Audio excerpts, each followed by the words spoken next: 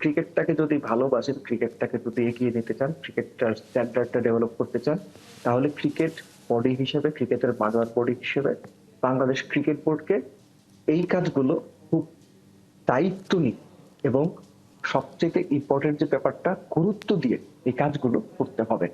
Let's say ধরেন প্রতিটা club একটা ক্রুশাল ম্যাচে, এই যে ক্লাবগুলো বা আমরা প্রাইম ব্যাংক ক্রিকেট ক্লাব আমরা দল করি প্রত্যেক বছর, করা it takes A lot of money, অনেক টাকা খরচ হয়। তো আম্পায়ারদের ভুলে, আম্পায়ারদের হাস্যকর ভুলে যখন একটা বড় ডিসিশন আপনার এগেনস্টে যায় এবং আপনি সেটার জন্য সাফার করেন, তাহলে আপনার পুরো সিজনটা না, যে উদ্দেশ্য নিয়ে আপনি শুরু করেছিলেন একটা ভুল ডিসিশনে, সেই সিজনটা একদম ডিরেইড হয়ে যেতে পারে।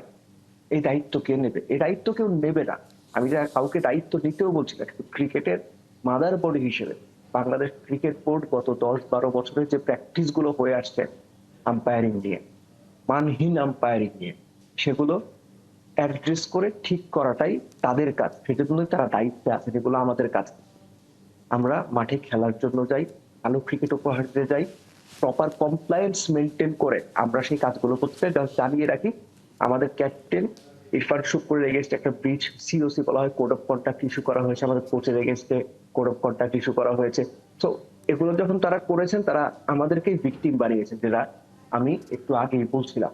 আমার মনে হয় যে এই জায়গাগুলো যদি এরকম হয়, তাহলে বড় যে ক্লাবগুলো আছে, বড় যে দলগুলো আছে, কিংবা অন্যান্য যে ছোট দলগুলো আছে, কিংবা যে দলগুলো একটু কম বাজেটের টিম করে, ইম্প্যাক্টটা সবার জন্য কম বেশি একই রকম।